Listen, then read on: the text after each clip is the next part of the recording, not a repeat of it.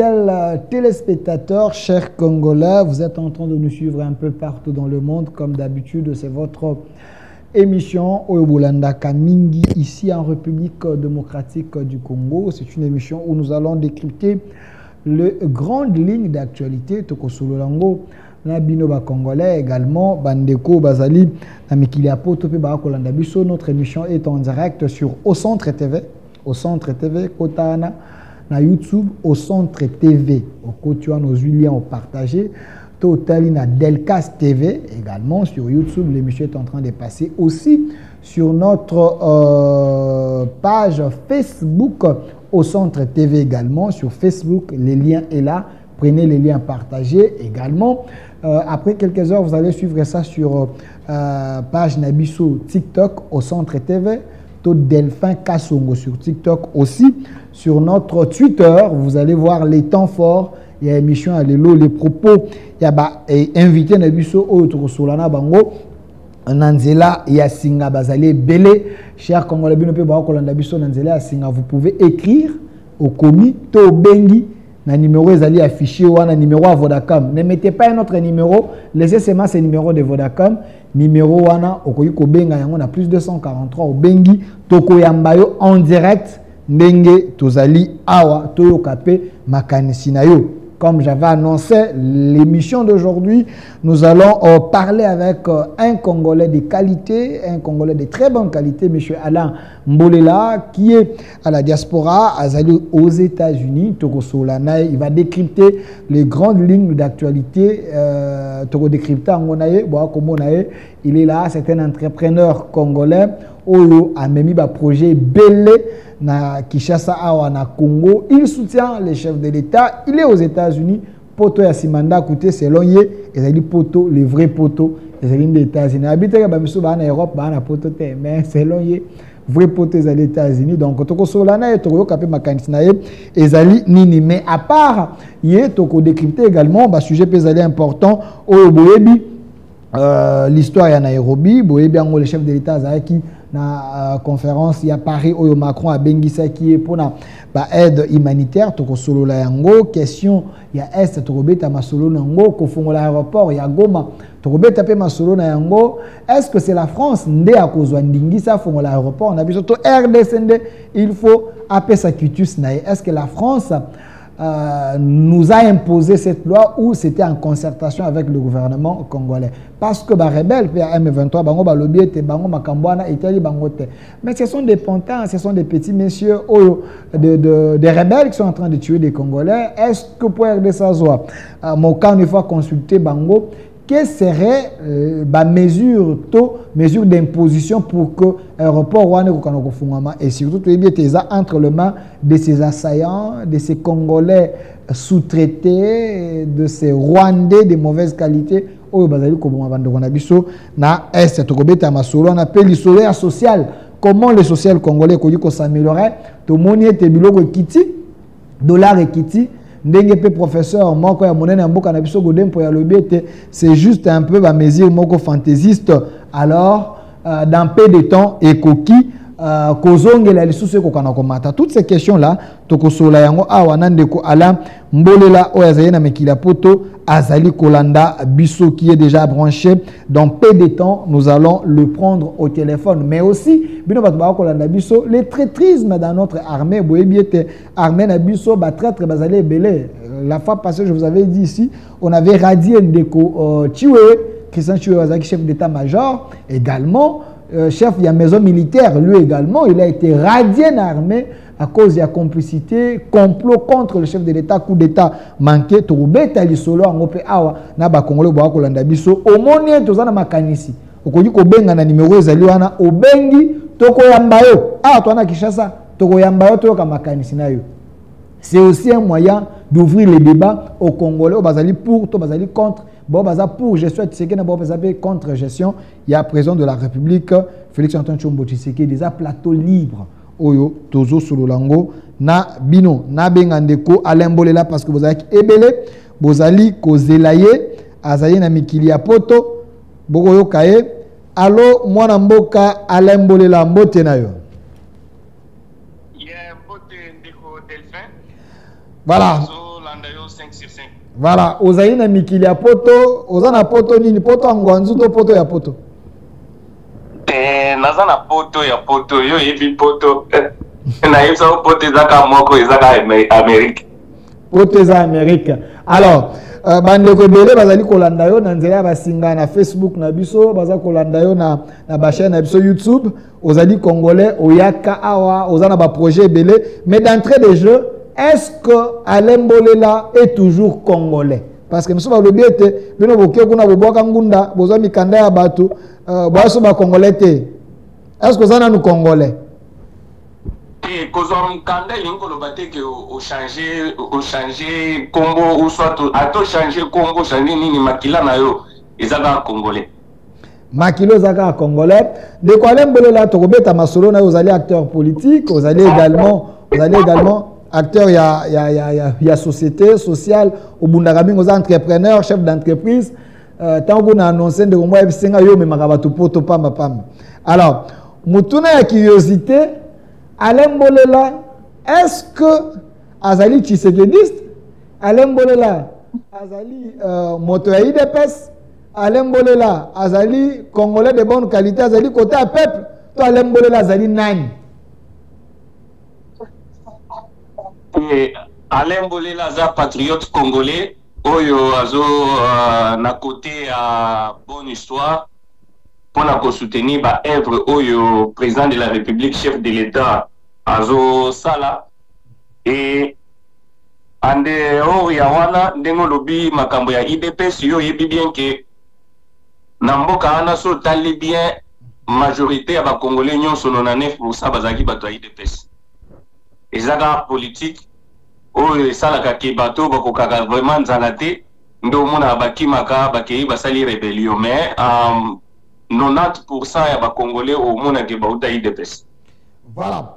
Moi mboka Alain Mbolela tokota na masolo to bandana avant tokota na masolo na yo comme entrepreneur yo zaka muta ba projet belé to analyser nos ba questions politiques hein, parce que zali important la fois passée to mona qui les opposants na Nairobi réunis autour il y a ancien président Joseph Kabila Kabange Balobete, il faut pas sauver Congo.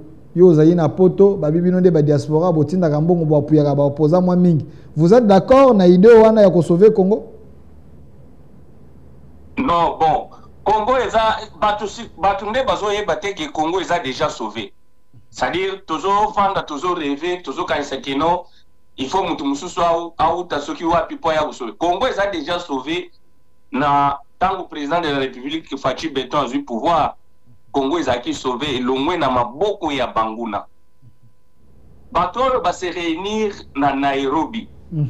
Na écoute nazomona que l'état na biso na justice na biso est un peu partial. Parce que pour ngai bato wana il faut pas inquiéter bango partout bazali. Parce que bato wana bazo comploter pour le développement du Congo et Zalate. Alors, on va se réunir na Nairobi. Alors, la plupart des bateaux vont se réunir na Nairobi. Les bateaux vont avoir un problème na Congo. Nous sommes dans le mois Sima, et ça qui na 2015 ou soit 2017. À l'époque, l'actuel président n'a pas opposant Moussous Bakendaka na île de Gorée. Je crois qu'ils na ba Côte d'Ivoire ou ce qui wa piwana. Mais, baso comparant que bakenda na île de Gorée, bango pe basignaki tout ça dans le Kabila zalaki président. Mais botanga na ngai na liste batu bakenda na île de Gorée wana na congolais nini oyo azaki impliqué na makambo ya kimoyibi. Congolais nini oyo azalaki condamné na justice na biso comme étant aza criminel. Bazalaka te. Mais tala bato va se réunir lelo na 2025 na Nairobi. On remarque que la plupart na bango ezaka miyibi. Bato yo ba buki kesi ya l'État. Et justice azoluka bango. Bosko yebisanga ina bato wana oyo justice azoluka. Na ba o bakenda kosala bango réunion, basala na bango opposition na bango kaka ya nzela. Bana baza bato malamu. Et là qu'on est à sauvant le Congo. On a na sepeli na mesure ya ministre intérieur Jacquemain Chabani malgré que ba mesure na ye eza un peu ba mesure moko azomi mango na ndenge moko ya malembe, mais il faut azwa ba mesure moko ezala dragonienne. Ndenge bazo supprimer ba parti politique wana, je préfère que azwa mbongo apesa batu ba cantine ya peinture. Hein? Oyo ko permettre que bakendaka na ba bureau na bango nyonso wana ko pesa ba parti politique wana que 15 jours même combo ya parti politique ko mama na mir na yote. De quoi l'embolela ba propos nos ali moi makasi olobi était ministre de l'intérieur Jacques Chabani en dehors ya ko suspendre ba parti apesa peuple ba cantine ba peinture bakende ko effacer ba combo ba parti na mi. Effectivement. C'est-à-dire, après ça, bakolo ba parti wana 15 jours, ya ke tolingi komona ta Congo te na mi, ya parti politique za la PPRD, LGT ya mapta tamponyo baseti kikuni, même na mir to pesi bango 15 jours. Après 15 jours, ce qui ke ba Congo wana se fasa mette na ba mir, ministère intérieur et sa population peinture, ba kende bal effacer batuana.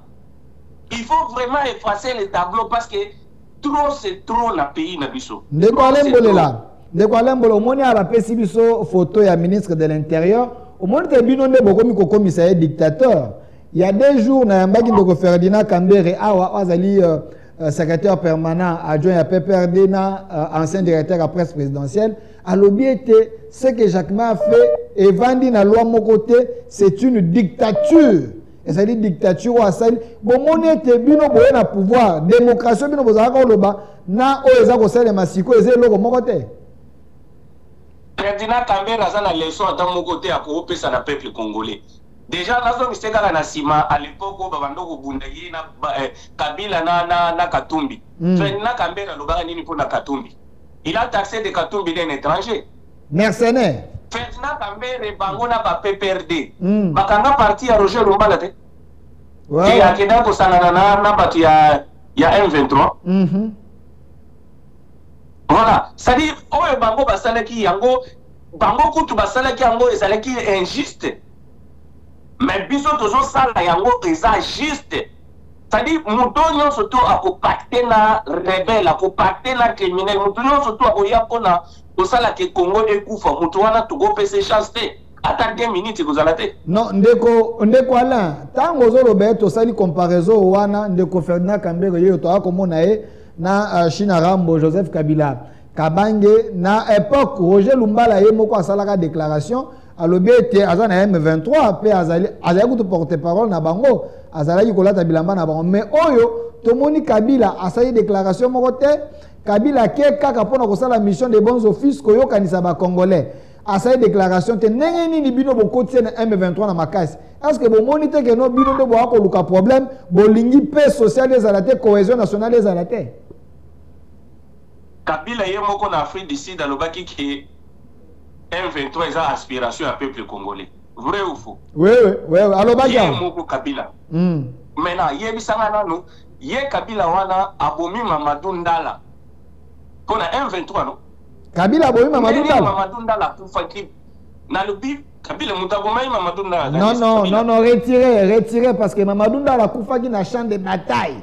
Na teni na yake na ko bunda akufaki c'est un héros. Kabila te mtozoki mundu ya kama boma e. Tamo na zolo bake Kabila na zolo bake eza M23 eza Kabila.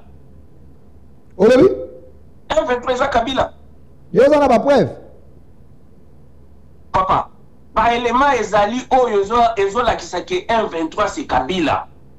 Ba témoignage eze belé, ba te belé baleki na bato baza kuna na M23 ba yebi yango très bien.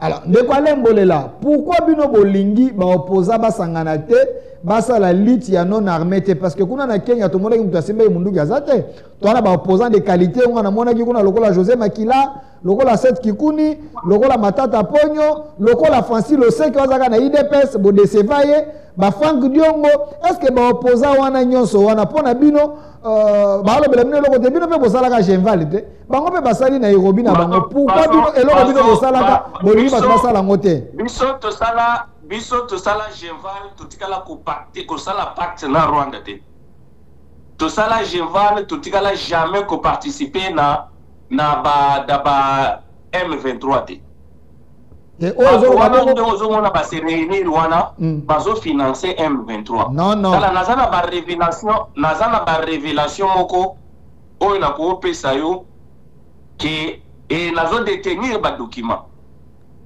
sur demande il y a M23 à travers Rwanda bazo sombela bango ba minduki. Vos propos vous engagent, hein? Na lobby bien que nazo détenir ba document. M23 a demandé au Rwanda de leur fournir les armes. Et ba arme wana na yebi place sombami na yebi place oyo ba arme wana sombami na bato bakindaki ko somba ba arme. Mwana mboka lembolela makambozo lo bezali makasi ozali na États-Unis au lobby ete ozana ba document ba preuve oyo la ki ete M23 asenga ki Rwanda sombela bango ba arme na bisika ba sombi oyebi yango na esika ba sombi na yebi yango e na ko pesa yo date depuis ba somba ki yango lelo esali 1 mois na 2 semaines na ba sombi yango na Grande-Bretagne. Mwana mboka lembolela nazongisa mwa sima tango lobi ete bango baza ba rebelle bino tango bosalaka Genval botikala jamais ko partisan na M23 mais photo mo eza ko circuler Kondo Etienne Tshisekedi azalaka na RCD azalaka na bango mubake pa kendaka Rwanda te wana Kabila salaka bino eloko te IDPS ezaka fonctionner pona nini bino boliki mate ba ebisio ke photo wana Tshisekedi akenda ko sima minduki yango bango ba ko tambusa te ba lobi ete bino bokenda osala kuna ba accord de cascade ba makambo belebele Tshisekedi pa azalaka kuna basimba ka minduki te alors nous évoluons avec vous mon mboka l'actualité ezako continuer to moni ndeko Félix Tshisekedi na France oya kei kuna na conférence esalemaki la France et d'autres pays ba bimisi mosolo mo ebele pona ba aide humanitaire mais loko ezali ko tungisa awa ba bi ndeko Macron a commis président ya RDC a eu décision ya ko fongola aéroport ya Goma ndeko Tshisekedi a lobé loko te. Est-ce que ça humiliation te ce n'est pas une forme ya ko pesa sko ba M23 ba arme na nzela ba avion et kitaka kuna parce que bangonde bazana Goma boko sala ko boni soki ba avion humanitaire neza ko ya bino bebe te France azala pena pays moko sérieux te. Est-ce que ce n'est pas une manière ya balkanisation pena ya solo nde yangwana? Bon, na kolinga ko pebisa yo ke likamwane leki na France. D'abord ba Congolais belé il faut ba analyser français oyo Macron a lobby. Président français akutanaki na président Tshisekedi avant réunion wana. So lundi Macron a lobby que non c'était acté. C'est-à-dire ba solola ki na président bazwa ki décision wana. Maintenant voilà les problèmes. Et là, on est un peu piège monene, dans le sens que président Tshisekedi a travaillé pour le peuple congolais. Et le peuple congolais a dit que c'est ça, il y a un monde en Sala. Et tala maintenant, il y a un piège. On comprendre que Macron a dit que to fongola aéroport ya Goma on a envoyé ba aide humanitaire. Olandi ministre youtubeur ya ba Rwandais. Ministre nani? Olandi ndenga lobi. Ministre youtubeur, ministre wana za chaque fois na Twitter na YouTube à tout moment. Oh, ministre Rwanda zalaka ministre affaires étrangères Rwanda zalaka youtubeur. Wana youtubeur, wana influenceur. OK. TikToker. Alobini. Yeah, l'opinion. À quoi qui a fait, oh non, bisous tous d'accord, n'angote, pour l'aéroport, on est fou, maman. Ok, bah, ça piège. Et ça, le cadre que, et là, les sabats congolais, que, t'as la même, bah, rwandais, bah, bon, écoute, que l'aéroport est fou, maman. T'as la même M23, puis, bah, ça, les déclarations. Bah, le oh non, il faut que na droit, que nous ça la boy, tout ça, pour être fou, maman. Et là, on est à piège, l'aéroport, on est go, fou, maman. Oh. Mais yo lobby avec Ndeko Macron lobby c'était déjà acté, ce qui veut dire mokonza mboka andimaki déjà. Tant que beko fonga mate, yo za na mikano nini ke ko fonga mate. Donc ba kosi mokonza mboka. Yango na lobby ke président Tshisekedi aza président ya peuple congolais. C'est-à-dire il y a lolanda makambo peuple na ye lobby. Ozomona. Akendaki na manifestation na pona ko représenter Congo, peuple congolais. A commune wana basololi na Macron.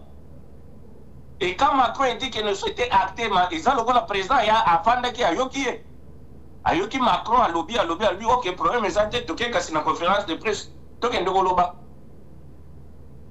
Mais na retour nango peuple congolais lobby ti et lobby non. Siko danger yo zomona aide humanitaire batindaka place oyo population eza ekimi guerre ekei ebatami eza na baka tout ça yebisanga na minute oyo na Goma population bakimi guerre bazala na Goma kasi nzela kokotela yango na so ekomi na Goma ndezu nzela mitu bekeite bato oyo bazalaka na camp tant M23 zui Goma bato wana nyonso tout M23 bengana bango apanza bango kama ezalaka sute. La plupart ya bato wana se réfugier na Babutembo, se réfugier côté à Beni, tout ça. Ne place ba aide humanitaire on est avancer. Mais pas na Goma. Donc pour na yo monete mokonza mboka batie na piège. Yo comme peuple za ko yebisa peuple congolais batele mabaye bisa ya boye loko wana. En tout cas ngai en tant que congolais, en tant que ba information na zanango sur ce qui se passe à l'est ya Congo. Et aéroport wana efungwama te. Ndeko muya ya lobi soki ekofungwama selon la RDC. Biso nde tokoloba ete efungwama, biso nde tokopona ba jour ba vie koya ekozala 2 fois par semaine. Est-ce que pensez-vous que la France et l'Union européenne baza ko jouer biso sale jeu? Effectivement, l'Union européenne a joué biso sale jeu depuis kala.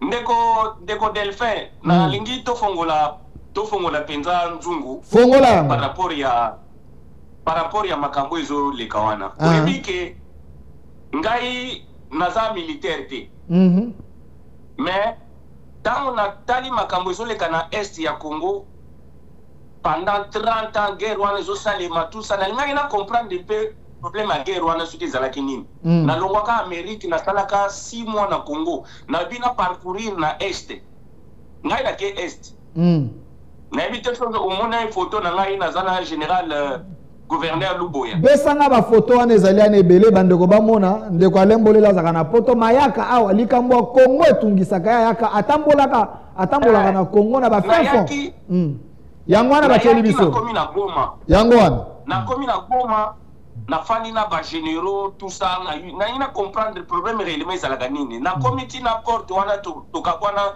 Goma na frontière wana Goma Kisini na longwe na zui avion na kei Beni na kutana na général Luboya en tout cas coup de chapeau na général gouverneur wana ko salam alam en tout cas général Luboya papa na ebisio ke na Bunya babando kata batu mitu na ville depuis général wana koma na Bunya oyebi ke général ayebisanga abi Alain nazo yebisa yo ke tambola na butu oyebi ke na tambola na butu na Bunya nga moko naza na garde te na mutuka na tamboli na Bunya na butu ti 2h du matin nazongi na koti pe hôtel na fandi le lendemain na tamboli général azebisanga awa conflit ezaka conflit d'intérêt ezaka ka tribitel bazowele la tribitel bazana problème tribitel bazana problème tribitel et munguna sanina akoti na kati ya ba de tribi wana fandi wana akomi kosakana mena na esprit ya de tribi ndio mona akobomana wana bato bazokufa bato bazoperde ba biloko tout ça mais général tango ya bengi bango afandisi bango abitala toko fanda biso nyonso to vivre awa bien lelo est-ce que bozoyoka problème na Bunya bozoyoka problème na Bunya nazo peso ba révélation Tant que le général wana azosala musala kitoko gouverneur wana basali maintenant parti qu'il faut le gouverneur wana.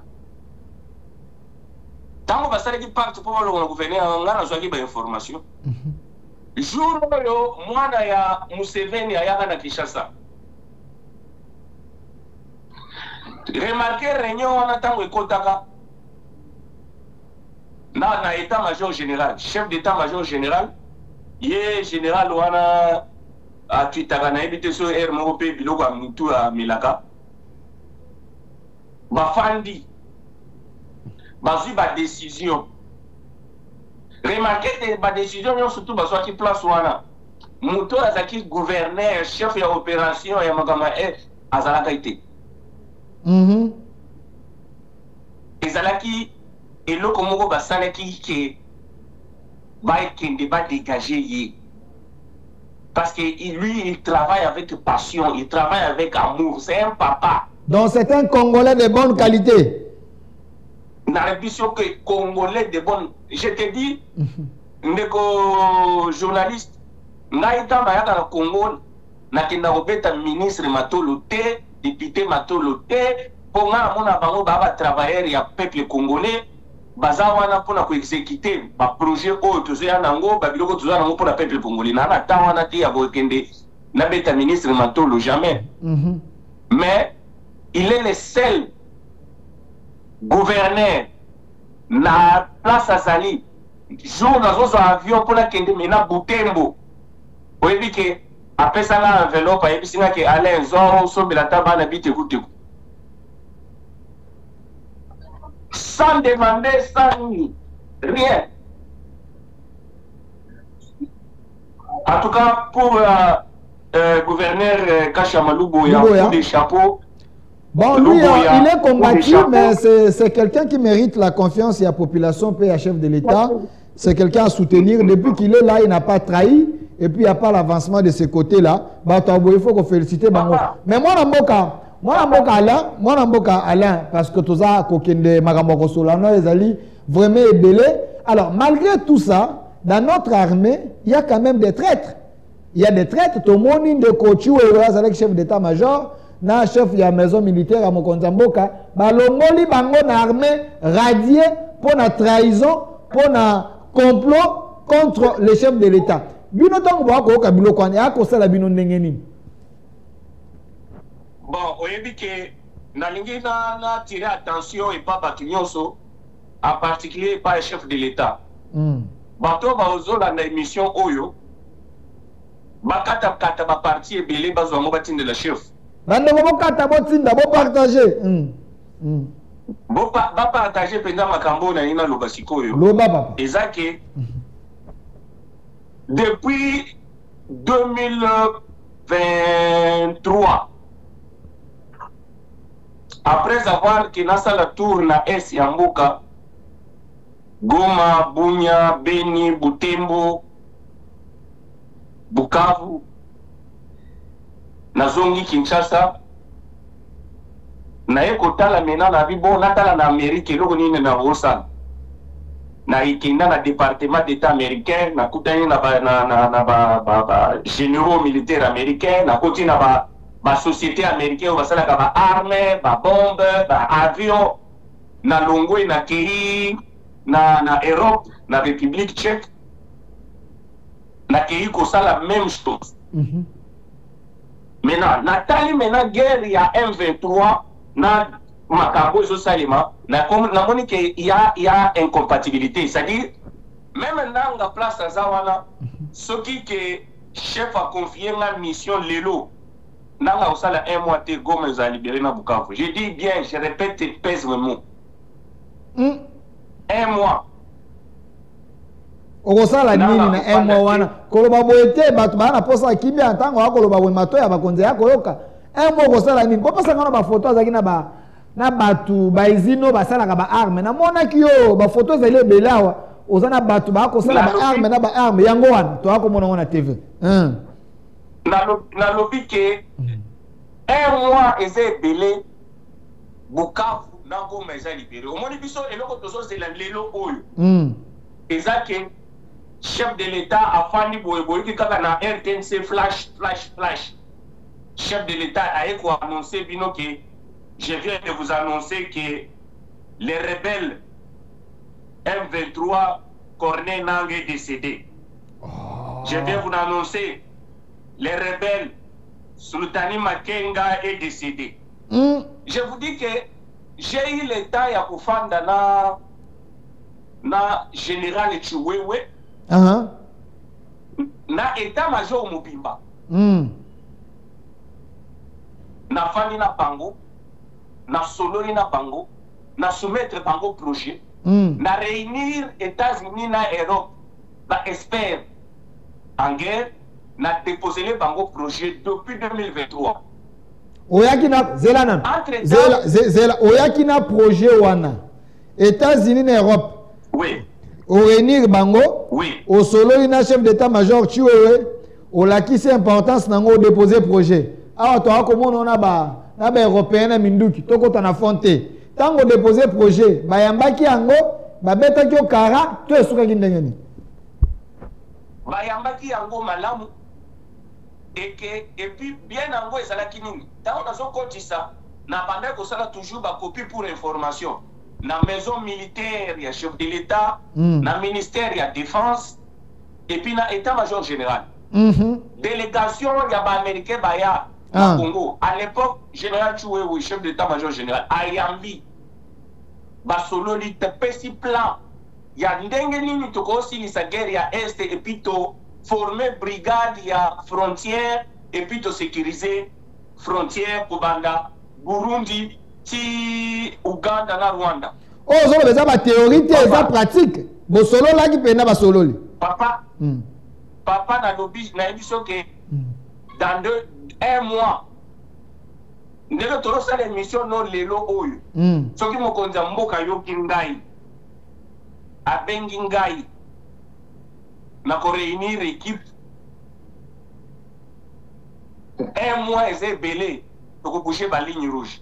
Mais nous avons avancé à expliquer. Ok. N'a que de moi mbang. Donc, chef d'état-major général, tout ça, et si le chef d'état-major général a dit maintenant, document à niveau et à ministère et à défense, à l'époque c'était M. Jean-Pierre Bemba, que je salue aussi en passant parce que le seul ministre Tilelo, son a commis un message à répondre à c'est Jean-Pierre Bemba. Lui, sans vous couper.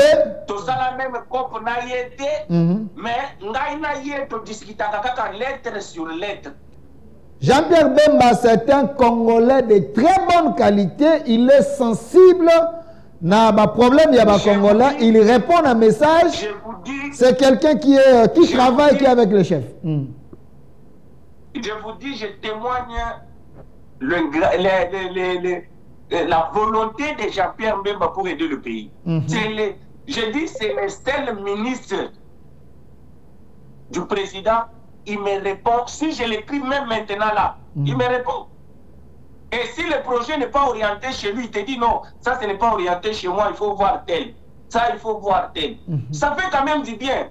Mon frère, vous savez que vivre à l'extérieur du pays, convaincre un blanc, c'est-à-dire toi tu viens ici, ozi mayele na yo, ozi Congo, oche mutu mususu na mutu, et puis vous savez que dans le Congo, ils vont souffrir, soit mutu maintenant, on est marié.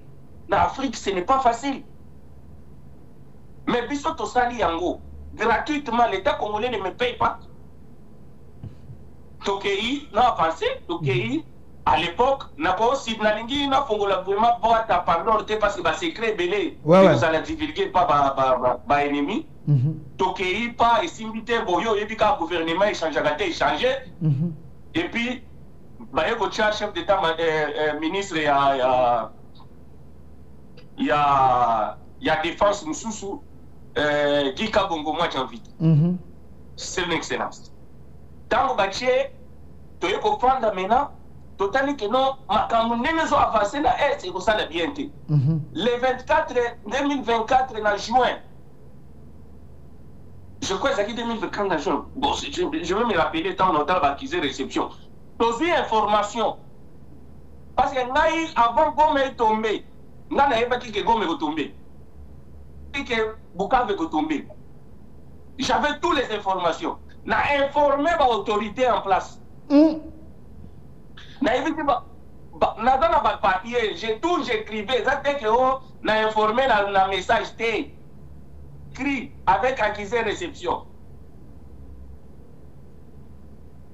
N'a déposé lettre, n'a dit que tala. Quand atindi ba militaire ba coach autant tout. Tala ba zo contacter ba ko envahir bino. Bon préparé, il faut que ça l'assaut.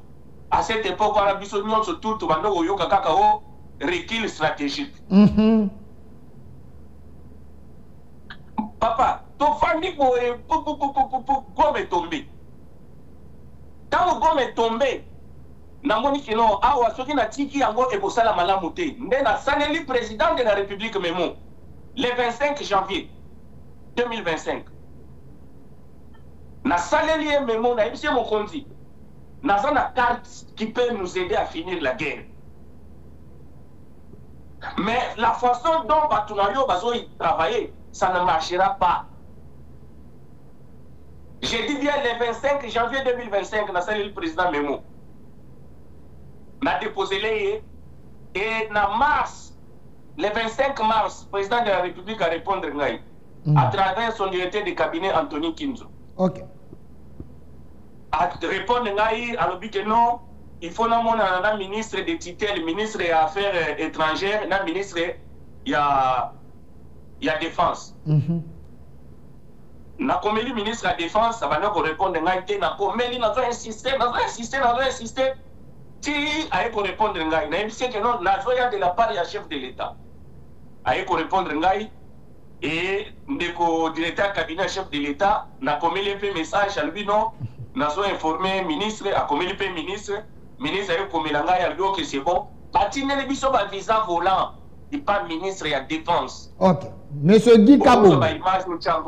Et ça n'a pas photo au Ndongombolela azali pas un ministre Guy Kabo avec bato accompagné qui. Voilà. Voilà ça je crois qu'il faut ça ayambi biso président répond de biso na avril, ayambi biso na juin. Topesi tous les détails. Il y a que voilà Gome s'est tombé, Bukavu s'est tombé. Maintenant, tant Gome est tombé, Bukavu est tombé, tu as information que Batouana va se préparer pour la assaut. Maintenant, on va y avoir résistance. Nabaka Bango échanger. Boule comme que non, il faut tous la minute. Moyen de avancer, il faut tout le gars qui est au 4 côté Oyo. Et comme un pays, nous sommes yango moni mikolo yo, pas comme au bien à côté wana qui est partie orientale. Oh de Olivier Kamita to ayaki ne logo wana. Voilà. Parce que bien en partie orientale. Congo oriental. Congo oriental, voilà. Maintenant, n'a informé les sous autorité que non réunion potaki na Kigali jour tel, date tel, na heure tel. Na ça toute la information yo sur na ça ngo exact que yo na ko ko non exact vérifiable. Na informé par contre. Na ABC ministre que yo talabo tant ministre a moni que projet zaki vraiment bien fait. Ministre a continue biso na état major général que tout ça la réunion. Papa ne place yo makambo ke kubeba. To comme na état major na tinelo photo ya ba généraux to zaki na bango na état major. Pesanga photo oyo bazana ba généraux na état major. To moins dafo fongola kabo fongola ni batu ba mona avec l'écran géant. Fongola no ba awa ndeko non zongi ça no photo liboso. Awa ndeko alembolela avec le ministre oyo voilà. Alembolela avec le ministre na délégation batingela ki ba visa volant bango ba ye ba solo na ministre atindi bango na état major pour ba kende ko amplifier li solo pesanga deuxième photo au moni ba soda ba na kati voilà yango voilà voilà to kutani na ba généraux wana maintenant chose étonnante c'est kinini général wana bozomona wana oyo ya numéro 1 na ya logistique le même général akutanaga déjà na biso tangu to bandai ko solo le solo oyo à l'époque chef d'état-major général Chiwewe. Tangu maintenant amoni que ministre atingi biso oyo makambo komi euti présidence tout ça banini papa to sali réunion na 14 heures. Parce que le ministre a dit qu'il faut prendre le temps d'expliquer tout. Comment opération au Salema, comment au Salem, tout ça. Par contre, on a pris le temps. Aussi, ici, ma camion, tout bien, il fallait maintenant passer le rapport, Batinda, et pas un ministre, et puis tout avancer. Papa n'a émission que le communiqué à 18 heures. Général, on a déjà Toki qui va récupérer. Général, comment on a ça, Général Kimpongo? À la prison. Général Kimpongo? Oui. En logistique. La logistique. Donc, Adam Okanamina minute. À la prison. Ok. Le même temps, à côté de prison, Bissot Tozana à Kinshasa Nanu. Partenaire américain à recevoir email. Email est outil na France Intelligence TV. Ma comédie textuellement ma cambo et tosololi na état-major général na ministre. Loma. Or, le problème était, le dossier était confidentiel, pas que divulgation d'informations jusqu'à ce que tu relances l'opération. Bate Kibiso. C'est là, Bossali réunion stratégique, sans caméra à part photo. J'ai dit réunion stratégique. J'ai l'email au Batine Bisso. Le même jour. Nazi email wana na tindela mon ministre de la Défense. Nazi email na tindela la présidence. Présidence bazui email batindela le ministre, mais qu'est-ce qui ne va pas? Ministre aya bengingai. Na ebisi oui, marga auto komenda au message, vérifier. Papa, pour te dire que niveau ya traitisme au dans la carte armée, ça nous a poussé à que tant que préparer événement Oyo, on a préparé de former des 2500 militaires, il y a force, il y a frontière. Et les 2500 militaires allaient être formés dans l'Europe, dans les États-Unis. C'est-à-dire, tant que na ministre, les lots Oyo, mais les tous la première lot, il y a des militaires prêts à combattre. Parce que nous avons dit que nous, on n'a pas besoin d'aller appeler les mercenaires pour venir combattre à notre place non plus. Zone c'est la photo avec le général. Parce que biso moko ba congolais. Quand tu seras au bunda pour la école na biso, tozo bunda tozo kufa pour la école na biso. Mais mutu mususu akoya au bunda ko kufa pour na biso te. Mutu ana koya zo senga mbogo. Et tant au monde que yindi akoko akane pe mundu ki akimi. Mais asa zimbongo. Mais peuple congolais au Kimawapi, à part le Congo, des places naïves. Tu as plan. Tu as invité le ministre à la Tchèque République. Qu'on a exposé Salemaki. Ok. Ah, attends, moi, Kenda, il y a des Saki. Ok. Biso to Bengisaki était. Et Salaki, exposition. Il y a ma société d'arsenal militaire. Parmi ma exposition, la société na biso na Bamindouki et Zalaki P. Ok. Ndetto ebisi ministre, comme on zone na Tchèque République, c'est une occasion où il y a au moins un peu makam. Ministre Ayaki, Amoni Makambo, Makambo Salami, tout est sili. Papa n'a pas dit que non, les lots ont été fandis. Les lots journal, les lots n'a pas fait émission. N'a pas eu un message. Brazzaville, Kangaba pays, Brazzaville, Burundi, Ouganda, Rwanda, va se préparer un test, il y a un référendum. Pour que chaque parti a réclamé une partie à côté à Congo. Kangama Kamudazo et Bissou. Bandela Mambolobi. Na lobi na utuko za message na tongo na koki continue lo yango so lingi eza na anglais parce que ngai na service ya renseignement na ngo service ya renseignement fiable Burundi Ouganda, Rwanda, Brazzaville, ils sont en train de préparer un petit référendum pour récupérer, chaque pays va récupérer une partie dans l'Est. Mais n'est-ce sur le plan diplomatique, on est Burundi, Aza un peu nabiso, président d'Aïchimi, il n'est pas commis traître. Président d'Aïchimi, Aza Lokola, Aza très traité, mais Aza Lokola Moutoyo, Azolia, Azofula Moupepe. Voilà un peu, dans le terme, il y a Lingala, voilà. Vous avez vu pourquoi le président a quelle idée? À quelle France t'es? À quelle France est-ce que vous avez vu? Bonne année. C'est parce que Rwandais va dit que ça la bango chantage. Moko ke ba français bazo soutenir bango pour na basa la soki ni wana na kati ya Rwanda.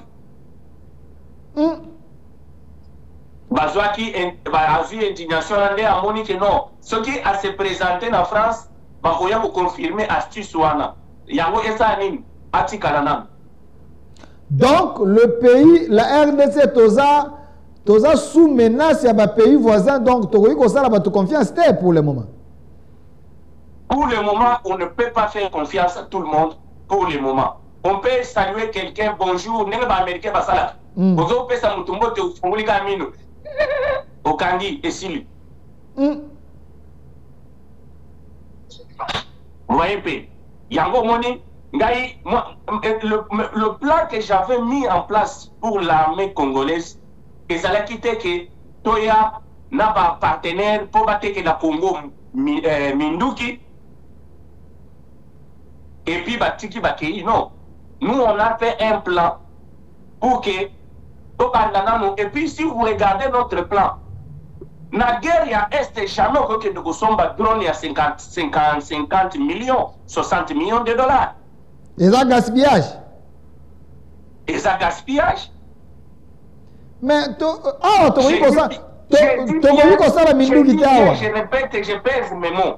Ah, tozana biloko tokosala la mindukité finalement mabaya ezalité matière ezalité, donc il faut to somba ka libanda yo na makanisi na yo. Est-ce que le plan B ko yikozala? Non, na makanisi na ngai plan B kozala. Na plan B wana na uti ko déposer lettre mususu. Il y a na uti ko déposer lettre il n'y a même pas une semaine. Nazana accusé réception. Et pas un conseiller spécial en charge de sécurité, monsieur Eberand. Pour installer une usine, il y a montage. Dans le bien montage d'abord. Il y a arme AR-15 dans Kinshasa, dans Congo.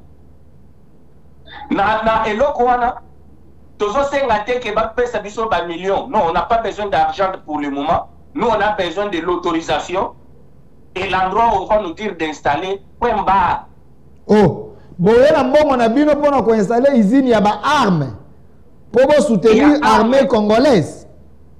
Congolaise. Et la usine, le client, c'est la RDC, c'est les FRDC dans la police. Je crois que la là même à modèle à armes au Congo Tchango, pas tout le monde. Pesanga modèle à armes, ça moi belé. Dans le but bien que n'a déposé lettre officiellement. Donc on a bino na ba partenaire na yo bosali usine awa ole RDC ba kendo somba ba arme libanda baza ko somba awa baza ba client liboso yango to akomona bomoni ba arme yangwana et puis arme wana na chango ba bando ko betango caché made in Congo. OK. Nenge président présentaka biso Transco Mercedes made in Congo. Nenge na ngina sala ko na mboka na. Wana bakosaka pa ndeko yo Arish Jaktanyo yo. Akosaka wana zaka made in Congo te. Bato yango bato zaka pembe na mokonzi. Bakotaka mokonzi na biloko mususu. Ndeko wana endie wana yeba bakangaka na anerawa. Basambise il semble qu'il coopère avec Kabila. Akenda kosinise biso ono made in RDC Mercedes. Est-ce que biso na RDC to montaka ni ya Mercedes. Bilo ba kenda tele bisa mokonzi. Mais ba Congolais bango yeyo, Congolais azana diaspora azana États-Unis, azana ba ida malabu. Oh boko yokate. Mais soki bomonika moto alo poso pembe ne boyembam. Continuez papa na biso Alain, continuez. Ba arme yango ba komona. Yango wana na déposer. Nous sommes capables. En dehors, il y a wana, tala eloko mosusu na uti kosala ya malamu mpo na mboka na ngai ntango namoni ke déjà na projet oyo conflit d'intérêt ekokota na kati lisusu conflit d'intérêt on est kota ta côté ba ennemi conflit d'intérêt côté pas ba congolais est-ce que ici il y a un problème ya kolia zelana yo yena ba partenaire batonga usine nyonso kosalema awa l'état congolais daza kilia ya liboso siko nana zo ebiso ke ngai na kolia te ba commissionnaire politique ale nini yazo sala msala ya mboka ale nini wana nani pesa biso kombo naye nani wana na biso ba commissionnaire politique et batu basokoma batu oyo basa tout autour ya président ebele basokoma mboka bandeko bokata parti oyo botindela mokonza mboka ndeko alembolela congolais aza na États-Unis ayena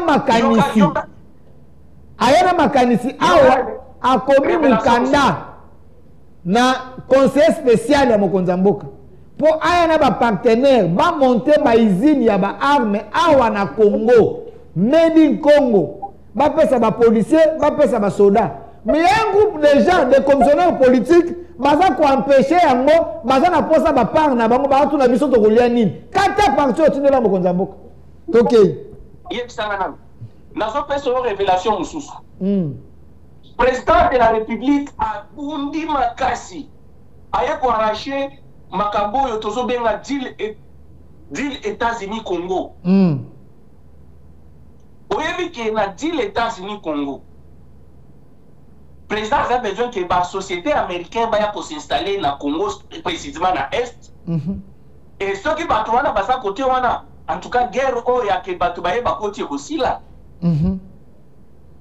bato wana bakei babandi kodiabolize eloko wana ngai naye koyebisa nayebisi bato baza pembeni ya mokonzi voire même ministre ya défense nayebisi excellence monsieur le ministre le président a signé et nous sommes en train d'aller pour finaliser le deal États-Unis-Amérique.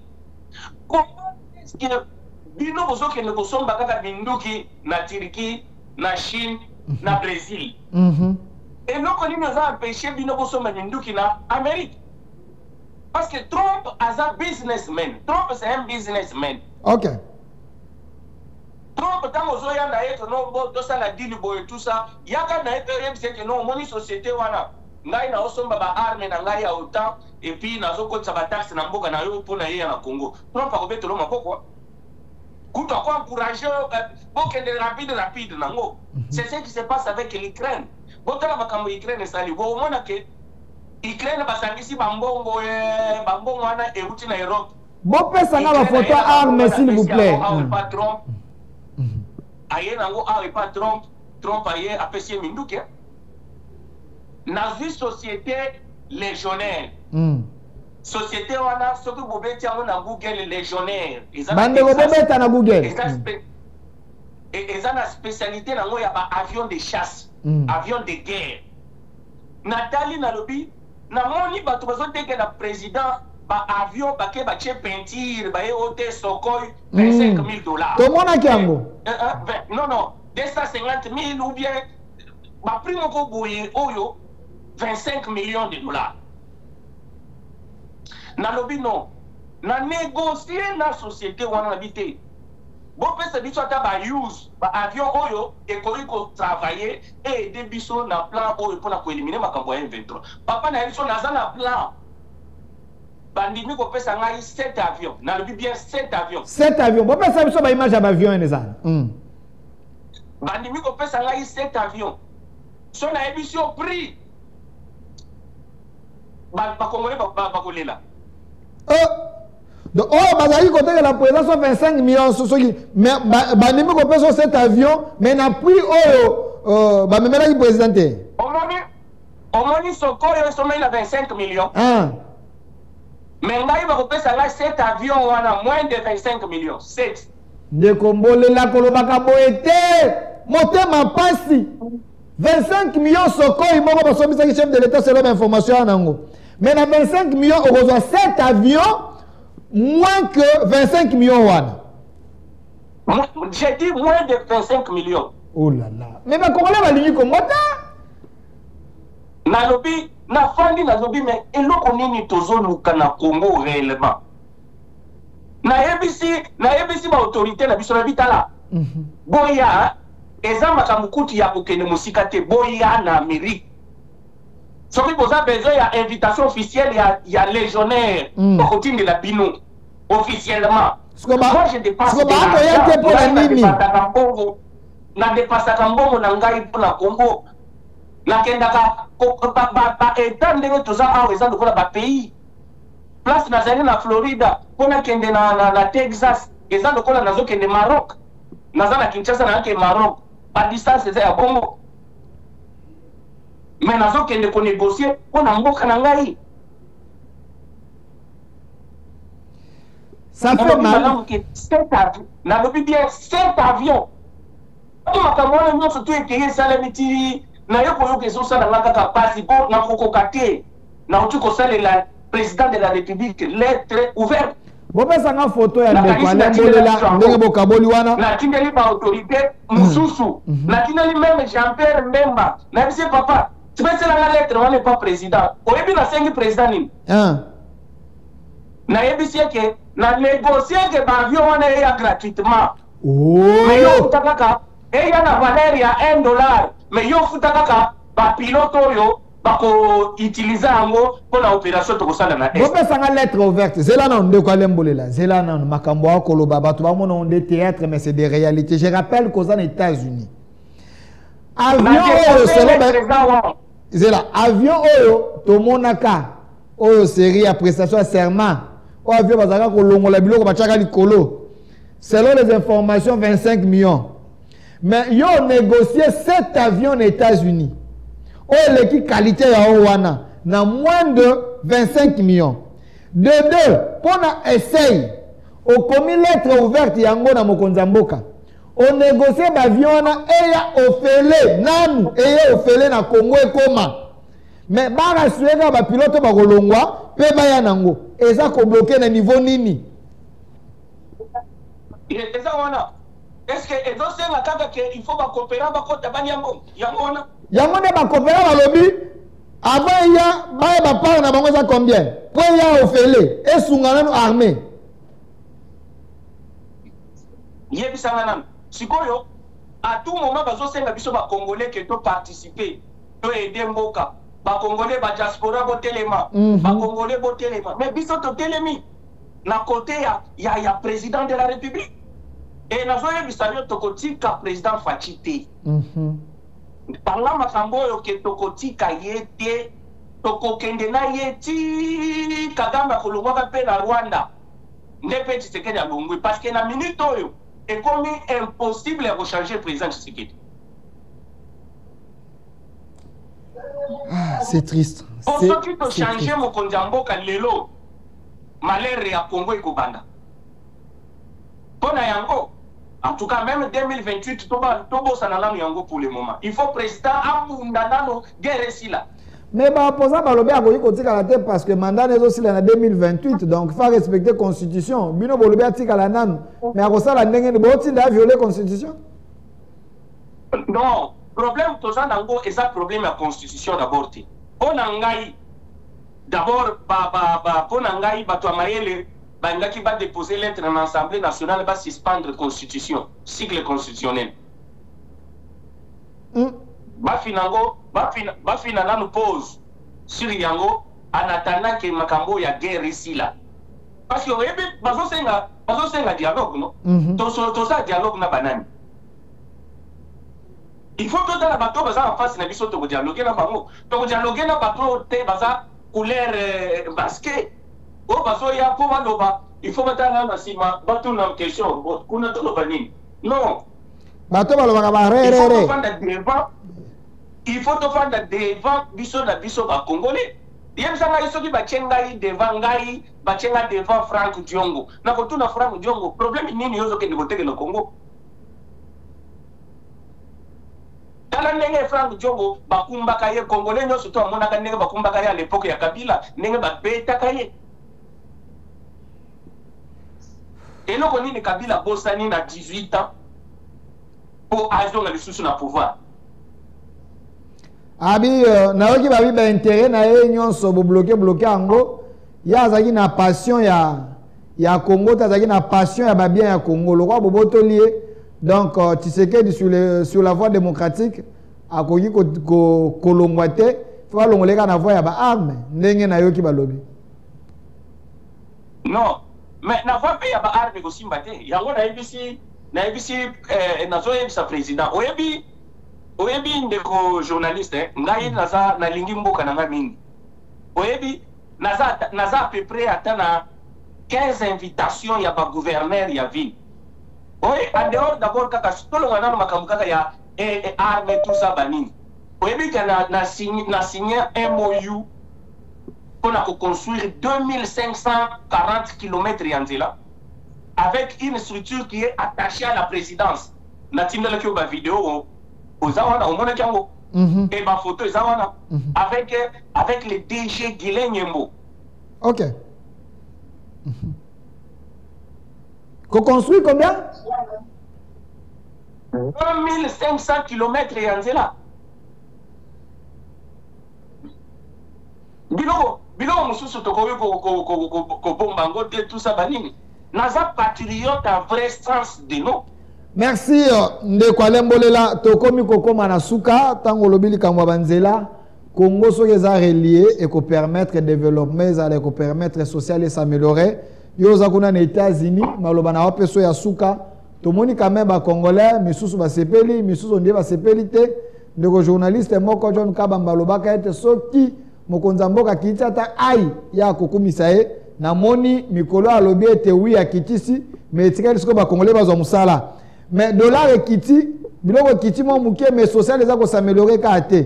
Bino kuna na poto, vi bino ba obino ba ko vi ono ba congolais ba ko vivre ezandenge moko te. Qu'est-ce qu'il faut faire pour être likambo ya libumu ya nzale sila na Congo? Tozana nyonso. Mon frère de journaliste na zo que na poto ezaka ka rose te mon frère. Oh, ba ni bino kuna na poto social ezala malamu. Est-ce que yebi que administration américaine zo travailler Bona. Tout ça na shutdown. Le gouvernement a foutu ma structure na été, il y a l'État. Oh, kuna pe na poto bafuta ka batute. Papa, na yebisio soki besoin d'information, te ko se renseigner. Bande kwa diaspora ba wala ndabiso abakomela biso. Lundi oyo tozo banda oyo bafuta ka ba pension alimentaire. Et pas ya bato. Mais pa pension alimentaire wana bazo suspendre yango. Ce qui est futamité lundi oyo kanga makambo nazo so est futamité lundi oyo yeba ke to kuta na makambo ya ba pillage. Wana na États-Unis. Wana na États-Unis. Na États-Unis papa. Donc Trump a foutu bino kuna bozolia bozomata awu ape bato bazo souffrir. Donc États-Unis eza ko na Europe te. Donc Trump a foutu batute. Trump a foutu batute. Na émission que toza na shutdown.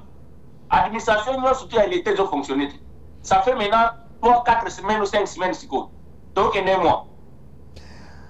Liloba nini pona ba Congolais ba kolanda o bazo na retard ba retenir nini na maloba na émission to sali na yo lelo ozana mikili ya poto les États-Unis. Liloba nanga eza que nazo senga na ba Congolais nyonso ba pesa confiance et pas président de la République chef de l'État Fachi Beton.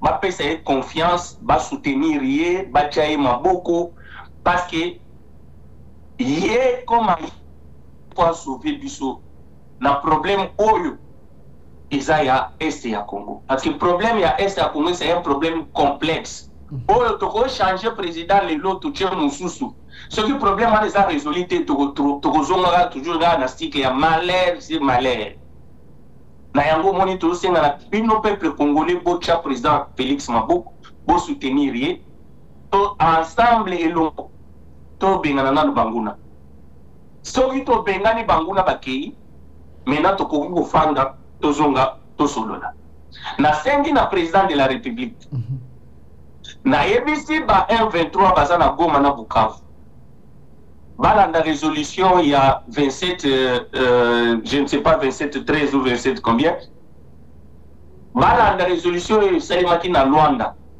Bazonga ba se cantonner.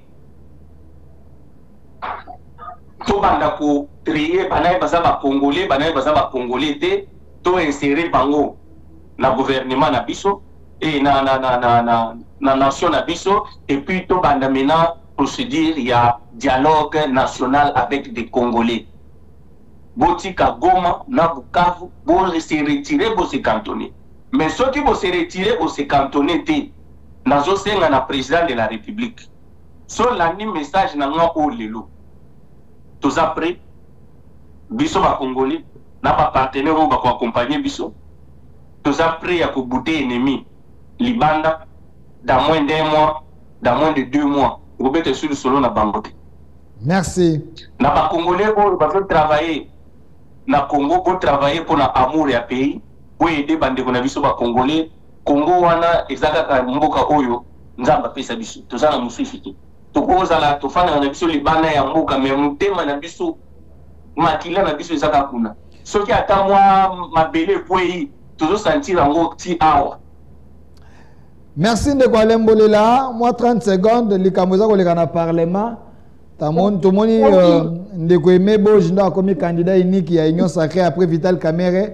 Est-ce que eza Vital Kamerhe bisité batu ba ko banga baza bokilo na e soki oncle soki ndenge nini est-ce que monite que risque ezali to espoir eza bon ngai nazomona risque mon côté place wana c'est-à-dire eza que conscience ya ye et même boji et ça la appelle ça le meilleur de lui-même pour battre pe bitela ye maboko ozomona un peu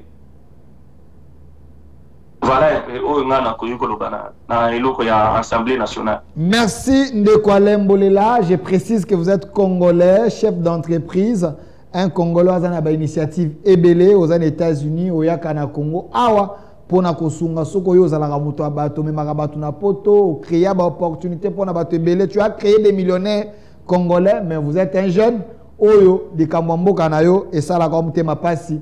J'espère que cette émission va congolais balandi yango ebele va partager va kata mais à tout moment tozala posa na yo nous sommes là pour na ko benga yo ko boy appel na bisote to solo la to fongola ba congolais miso. Natindela ki président de la République demande d'audience na ba partenaire na ngai natindeli yo pe yango na lobby yango pe na émission président benga ngai oyamba batu nyonso yo ka ngai pe yo kata litoyi na ngai. Compte sur moi, Ndekwale Mbolela, vous connaissez ce que je peux. Compte sur moi, dans peu de temps, ça va se faire. Président de la République à Kolanda. Merci, merci Ndekwale Mbolela. Na Mikila Poto Bisika Ozali Ko Landa Biso. Chers Congolais, vous allez belé au Bolandi Biso. Na moni na ba na WhatsApp nanga ba message na bino. Ndenge Bozali Ko Koma, vous êtes en train de suivre l'émission. Merci à vous. Salut Monsieur Delphin. C'est que Monsieur vient de dire, ça m'a fait froid aux yeux. Je ne sais pas congolais à Lingimbo été. Voilà. Mon frère Delphin, si c'est vrai ce qu'il a dit, que le type de la logistique, c'est un traître, moi je veux qu'on puisse les pendre parce que ces papas-là, balinga à Congoté. Salut mon frère Delphin. C'est triste si nous avons des ministres qui sont immobiles, qui n'écoutent pas, qui ne savent pas quoi faire. Merci à Jean-Pierre Bemba, Mwanamboka, qui répond, nous venons de voir et de comprendre qu'il est le seul qui aime les chefs de l'État. Voilà. Salut à vous, monsieur le journaliste, et merci à ton invité, car c'est un jeune courageux. Je l'ai vu dans des photos avec le ministre, rien que pour l'amour du pays, il a amené toute une délégation pour son pays. Mais les médiocres lui demandent des rétrocommissions. Chef Akoyokato Akoyokate. Ndekwale Mbolela, merci à vous, nous prions pour vous. Et là où vous êtes, il ne fallait pas autant Ngamboko Zali, parce que Kagamazana Batu partout, Koyoka Makamboza Koloba, c'est pour la libération du Congo. Voilà, oh là là. Malheureusement, Tokomina Soukaba, message est belé. Ndekwale Mbolela pour l'amour que tu as manifesté au Bengibiso, Nabisiko Zali, tout ça, une émission, Bino Bandekobana Diaspora. Nous pouvons faire avec vous également l'émission comme ça, si vous pensez que vous pouvez kobenga ndenge to yambaka ba invité awa ba politicien to ko ko sala émission boye ndeka to sali to tie ba photo na yo en duplex obengi biso PSP makanisi na yo parce que vous contribuez également beaucoup pour ces pays. Un grand merci à l'équipe qui m'a suivi, à l'équipe qui m'a accompagné, voulais-je dire. Cette émission est déjà en direct sur nos plateformes au Centre TV, Delcas Télévision sur Facebook au Centre TV, également on a page Nabiso, il y a TikTok au Centre TV, tout Delphin Kassongo na TikTok, tout na Twitter, les extraits Delphin Kassongo. Une autre RDC est possible. Nous vous aimons les pays et notre RDC est possible. Au revoir.